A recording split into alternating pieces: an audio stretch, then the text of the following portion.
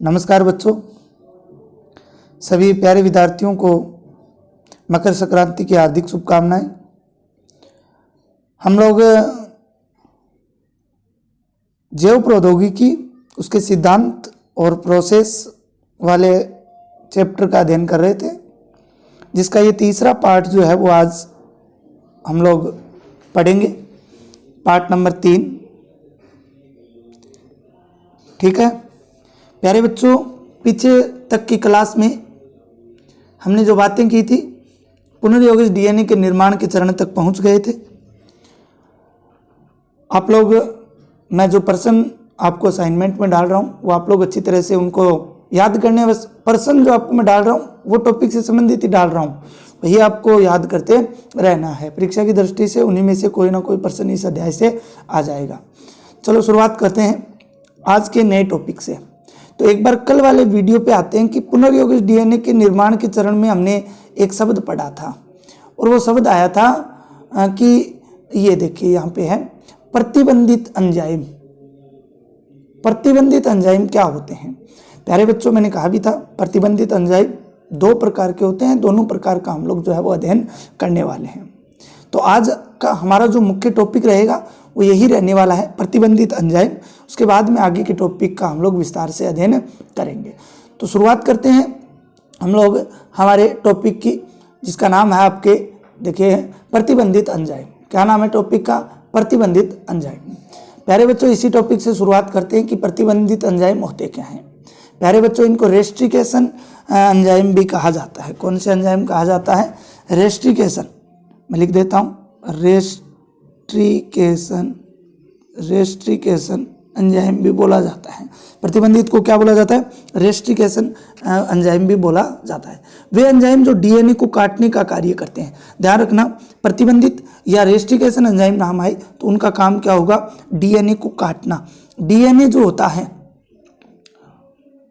ठीक है, डीएनए जो होता है उस डीएनए को काटने के लिए किसका काम किया जाता है? इन प्रतिबंधित एंजाइमों को उपयोग में लिया जाता है। ओके, यहाँ तक क्लियर है बात? आगे चलते हैं कि प्रतिबंधित एंजाइम जो है वो दो प्रकार के होते हैं।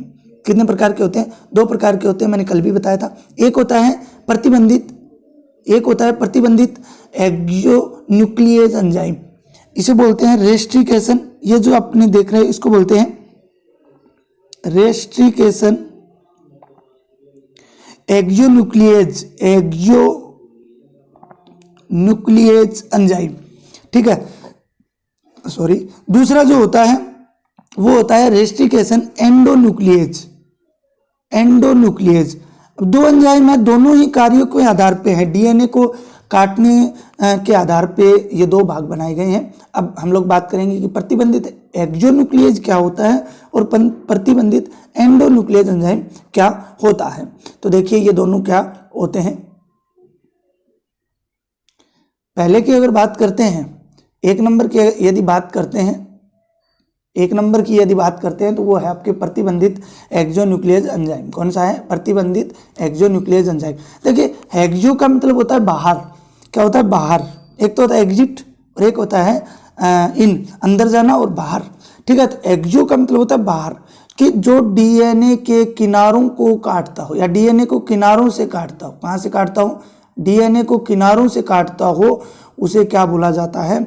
आपको प्रतिबंधित एक्सोन्यूक्लियेज एंजाइम कहा जाता है, जो डीएनए को किनारों से काटता है। ओके, यहाँ तक बात क्लियर है। दूसरी बात, प्रतिबंधित एंडोन्यूक्लियेज। एंडो का मतलब होता है मध्य, या डीएनए को जो बीच में से काटता है। कहाँ से काटता है? बीच में से काटता है। देखिए ये प्रश्न बहुत ही महत्वपूर्ण है, बहुत बार परीक्षाओं में पूछा भी गया है कि प्रतिबंधित एंजाइम क्या होते हैं, इनके प्रकारों को बताइए। तो प्रतिबंधित एक्सोन्यूक्लियेज एंजाइम का काम डीएनए को किनारों से काटना, और प्रतिबंधित एंडोन्यूक्लियेज का काम क्या होता है? डीएनए को बीच में से काटना। मान लीजिए ये डीएनए है, इसको बीच में से काटना। कहाँ से काटना? बीच में से काटने को क्या बोला जाता है? आपके प्रतिबंधित एंडोन्यूक्लियेज एंजाइम जो है वो कहा जाता है। आगे बात करते हैं इसी क्रम में आगे बात करते हैं कि यह एंजाइम बीच में से काटता है जो विशेष पेलिड्रोमिक क्षारक अनुक्रम को पहचानता है। बहुत ही अच्छा शब्द है, पेलिड्रोमिक क्षारक अनुक्रम। पैलिड्रोमिक क्षारक अनुक्रम अपने दिमाग में बिठा लेना इस शब्द को, ये बहुत ही महत्वपूर्ण है। पैलिड्रोमिक क्षारक अनुक्रम को पहचानने का काम कौन सा एंजाइम करता है? तो वो एंडोन्यूक्लियस एंजाइम करता है, प्रतिबंधित एंडोन्यूक्लियस एंजाइम जो है वो करता है। ओके, क्लियर है। और सर्वप्रथम हिंड सेकंड प्रतिबंधित एंडोन्यूक्लियस एंजाइम खोजा गया था। ये भी क्योंकि इस चैप्टर से आपके एबेसेड है और 1 नंबर और साथ में 1.5 नंबर के प्रश्न जो है वो आने वाले हैं, तो आपको प्यारे बच्चों ध्यान रखना है। एक पंक्ति का भी आएगा, एबेसेड का भी आएगा, साथ में आपके 1.5 नंबर के भी प्रश्न आएंगे। तो उस हिसाब से ये दोनों लाइनें बहुत ही महत्वपूर्ण है। प्रश्न पूछेगा कि पैलिड्रोमिक क्षारक अनुक्रम को पहचानने का काम कौन सा एंजाइम करता है, तो आपको उत्तर क्या देना है? एंडोन्यूक्लियस एंजाइम जो है वो करता है। ठीक है, सर्वप्रथम किस एंडोन्यूक्लियस एंजाइम की खोज की गई जो पैलिड्रोमिक की पहचान करता हो? तो वो कौन सा होगा? आपके हिंड सेकंड। कौन सा होगा? हिंड सेकंड होगा। वो आपके कौन सा होगा? हिंड सेकंड जो है वो आपके रहने वाला है। ओके, यहाँ तक क्लियर है। इसके बाद में हम चलते हैं कि पैलिड्रोम होता क्या है, पैलिड्रोमिक क्षारक अनुक्रम होता क्या है। तो देखिए, डीएनए पर उपस्थित 6 क्षारकों का अनुक्रम, कितने क्षारकों का? 6 क्षारकों का अनुक्रम जो 5' से, अब मेरे हिसाब से ये बताने की आवश्यकता नहीं है कि, कलर चेंज कर लेता हूँ एक, ये बताने की आवश्यकता नहीं है कि एक डीएनए का एक सिरा 5' से और 3' होगा और एक 3' से क्या होगा? 3' से क्या होगा? 5'। तो डीएनए पर उपस्थित 6 क्षारकों का अनुक्रम जो 5' से 3' व 3' से 5' दिशा में एक ही पढ़ा जाता हो। भाई सीधी सी भाषा में कहने का मतलब है, चाहे उसको उल्टा पढ़े चाहे उसको सुलटा पढ़े, कहने का मतलब चाहे उसे दाईं ओर से पढ़े चाहे उसे बाईं ओर से पढ़े, दोनों में अर्थ एक ही निकलेगा, तो उसे हम लोग पैलिड्रोम बोलते हैं। उस स्थिति को क्या बोला जाता है? पैलिड्रोम बोला जाता है। देखिए, जैसे कोई उदाहरण लेते हैं, कनक, क न क। मैं आपको पहले उदाहरण से समझाता हूँ। कनक, इसको आप इधर से पढ़िए, इधर से पढ़िए तो कनक, इधर से पढ़िए तो भी कनक। तो कहने का मतलब दाएं से पढ़ो चाहे बाएं से पढ़ो। उसी प्रकार डीएनए के 6 क्षारक अनुक्रमों का जो अनुक्रम है उनको चाहे 5' से 3' पढ़ो चाहे 3' से 5' पढ़ो, वो हमेशा क्या होते हैं? बराबर होते हैं या समान उनको पढ़ा जाता है या एक ही उनको पढ़ा जाता है। उसी स्थिति को पैलिड्रोम कहते हैं। प्यारे बच्चों, इस बात का आपको ध्यान रखना है। और ऐसे क्षारकों को पैलिड्रोम क्षारक कहा जाता है। यहाँ पे ऐसे क्षारकों को पैलिड्रोम क्षारक कहा जाता है। क्या कहा जाता है? पैलिड्रोम क्षारक जो है वो कहा जाता है। क्लियर बात? कोई समस्या नहीं है यहाँ तक? चलो आगे चलते हैं। इसके बाद में उदाहरण की बात करते हैं। जैसे मैंने बहुत सारे उदाहरण लिखे। उदाहरण में क्या है? कवक, पढ़ लो आप, वही रहने वाला है। कनक मैंने बता ही दिया। मलयालम, उल्टा पढ़ो चाहे सुलटा पढ़ो, ठीक है, को सीधा या उल्टा एक ही पढ़ा जाता है। अब हम लेते हैं रियल उदाहरण। क्या लेते हैं? रियल उदाहरण, जिसके हम लोग जो है वो बात करने वाले हैं। देखो, 5' से 3' वाला जो पॉलीन्यूक्लियोटाइड है वो क्या है? GAATTC। ध्यान रहे, 6 क्षारक अनुक्रम का ही लेना है, आपको उदाहरण बताना है तब। तो 6 क्षारक अनुक्रम का जो उदाहरण है वो क्या होगा? GAATTC, 5' से 3'। अब 3' से 5' पढ़ो इसको, CTTAAG, CTTAAG। तो ये क्या है? एक ही पढ़ा जाता है। इसको चाहे उल्टा पढ़ो चाहे सुलटा पढ़ो, ये क्या पढ़ा जाएगा? एक ही पढ़ा जाता है। इसलिए इसे क्या बोला जाता है? पैलिड्रोम क्षारक बोला जाता है। ओके, यहाँ तक क्लियर। अब आता है आगे पॉलीमरेज एंजाइम। देखिए, डीएनए जैव प्रौद्योगिकी से संबंधित जो एंजाइम है उनकी बात हम लोग कर रहे हैं। 2 एंजाइमों के बारे में मैंने आप लोगों को विस्तार से बता दिया। तीसरा एंजाइम जो आपके आया है वो आया है पॉलीमरेज एंजाइम। कौन सा एंजाइम है? Polymerase enzyme. तो प्यारे बच्चों ध्यान रखना, पॉलीमरेज एंजाइम जो है वो क्या होता है उसकी हम लोग जो है वो बात कर लेते हैं कि पॉलीमरेज एंजाइम क्या होता है। वे एंजाइम जिनकी सहायता से, मतलब कार्य की बात कर रहे हैं, किसकी बात कर रहे हैं? कार्य की जो है वो बात कर रहे हैं। कार्य क्या होगा? से पुनर्योगज डीएनए अनेक प्रतिकृतियां बनाता है। अब आपको ये बताने की आवश्यकता नहीं है कि पुनर्योगज डीएनए क्या होता है। वांछित डीएनए प्लस वाहक डीएनए मिलकर क्या बनाते हैं? पुनर्योगज डीएनए बनाते हैं, रिकॉम्बिनेट डीएनए बनाते हैं। और पुनर्योगज डीएनए अनेक प्रतिकृतियां बनाता है डीएनए की। उसके लिए कौन सा एंजाइम काम आता है? आपके पॉलीमरेज एंजाइम काम में आता है। ओके, अगले एंजाइम की बात करते हैं। अगला एंजाइम जो है वो है आपके लाइगेज। कौन सा है? लाइगेज। लाइगेज जोड़ने का काम करेगा ये। पुनर्योगज डीएनए निर्माण के समय, पुनर्योगज डीएनए निर्माण के समय डीएनए खंडों को जोड़ने का जो काम करता है उस एंजाइम को क्या बोला जाता है? लाइगेज एंजाइम जो है वो कहा जाता है। ठीक है, ये भी क्लियर है। तो लाइगेज एंजाइम के बारे में हमने इस प्रकार से जो है वो बात कर ली कि ये डीएनए खंडों को जोड़ने का काम करता है। ठीक है, इसके बाद में हम लोग बात करते हैं कि किस प्रकार से ये एंजाइम जो है वो जुड़ते हैं। तो आप लोग ध्यान से देखिए, मैंने एक तरफ बनाया है वांछित डीएनए। क्या बनाया है? वांछित डीएनए जो बनाया है, और एक तरफ वाहक डीएनए जिसे हमने क्या नाम दिया था? प्लाज्मिड। क्या नाम दिया था? प्लाज्मिड डीएनए नाम दिया था। और जो वर्तुलाकार या गोलाकार होता है ये भी मैं आपको अच्छी तरह से बता चुका हूँ। तो एक तरफ हमने वांछित डीएनए, अब वांछित डीएनए ध्यान से सुनो, आपको थोड़ा सा दिमाग लगाना कि वांछित डीएनए कैसे प्राप्त किया। अरे भाई, हमने प्रतिबंधित एंजाइम काम में ले लिए, उनसे काट कर वांछित डीएनए और वाहक डीएनए को अलग कर लिया। अब इनको हम लोग प्रतिबंधित एंडोन्यूक्लियस एंजाइम जो है, कौन सा एंजाइम है? प्रतिबंधित एंडोन्यूक्लियस एंजाइम है। प्रतिबंधित एंडोन्यूक्लियस एंजाइम द्वारा काट कर इनको क्या कर लिया जाता है? अलग कर लिया जाता है। क्या कर लिया जाता है?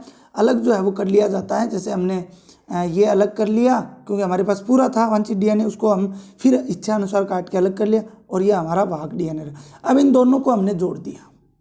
अब इनको हमने क्या कर दिया? जोड़ दिया, और ये बनने वाला जो डीएनए हमें मिला है इसी को हमने रिकॉम्बिनेट डीएनए बोला था। क्या बोला था? रिकॉम्बिनेट डीएनए या पुनर्योगज डीएनए जो है वो बोला था। ओके, इसके बाद में अब क्या किया जाता है? इस पुनर्योगज डीएनए को, यदि बात करें, इस पुनर्योगज डीएनए को अप्रपोषी कोशिका में भेज दिया जाता है, क्योंकि डीएनए की प्रतिकृति के लिए इसको किस में भेजेंगे? जो प्रपोषी कोशिका उसमें भेजेंगे, और वहाँ पर जाकर ये इसकी प्रतिकृति करता है। कौन से एंजाइम की सहायता से? पॉलीमरेज एंजाइम की सहायता से। कौन से एंजाइम की सहायता से?